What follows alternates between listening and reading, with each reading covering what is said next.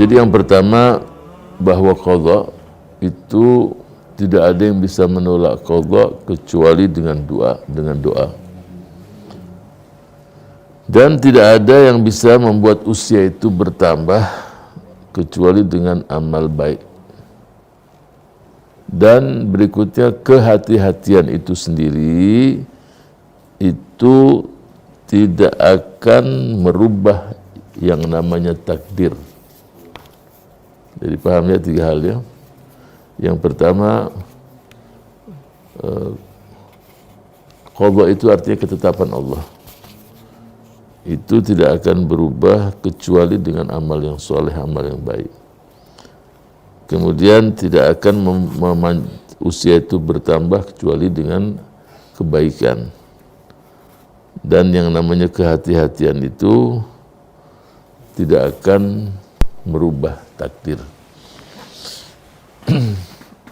Artinya jelas, cuma perlu dijelaskan juga. Gini, kita diperintahkan untuk beriman dengan yang namanya qadha dan qadar. Ya, mungkin pertama saya jelaskan apa itu qadha, apa itu qadar. Sebagian ulama mengatakan dua-dua itu artinya sama. Qadha itu ketetapan, qadar itu ya takdir. Mirip kan artinya. Ya, cuma mungkin lebih mendekatkan ya pemahaman. Kalau yang namanya qadha itu udah ketetapan di Lauhil Mahfuz. Nah, takdir itu nanti proses di dunianya. Terus takdirnya begini. Tapi sehingga kalau ada sebagian manusia mengatakan ini sudah merupakan takdir saya, itu perlu kita luruskan. Umpamanya dia orang yang miskin, udah takdir saya begini.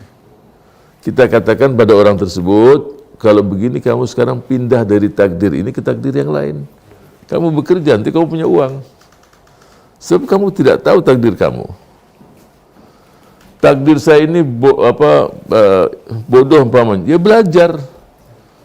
Sebab dia tidak tahu apa takdir dia itu sendiri. Ya. Itulah yang diungkapkan Sahibu Fathul Bari.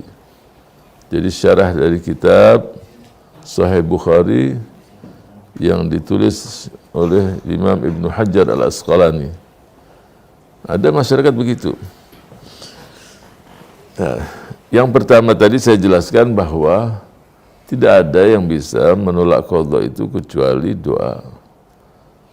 Nah, kita diperintahkan untuk berbanyak berdoa. Jadi ketetapan Allah itu tidak ada yang tahu.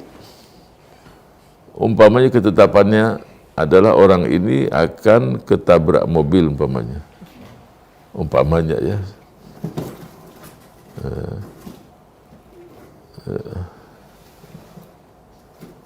Tetapi itu bisa berubah, dalam ketetapan itu akan berubah kalau dia berdoa. Nah, itu. Ketika dia berdoa, ketetapan ini berubah dengan dia baik, tidak jadi itu. Dua-duanya tidak ada yang tahu kecuali Allah. Jelas ya? Jadi prosesnya itu dia terselamatkan tadi dengan dia berdoa. Aman dia. Ya. Walaupun sekali lagi semuanya itu adalah Allah yang mengatur. Yang membuat orang tadi berdoa sehingga dia terselamatkan. Itu. Jadi bukan berubah ketetapan itu. Ketetapannya dia selamat. Maunya dia akan begini, tapi dengan dia berdoa, ketetapan tadi berubah, semua itu jadi ketetapan Allah, bukan sesuatu yang baru. Karena orang tadi sampai semua tidak ada yang tahu kecuali proses itu Allah yang ngatur semua. Sehingga kita diperintahkan untuk berbanyak berdoa.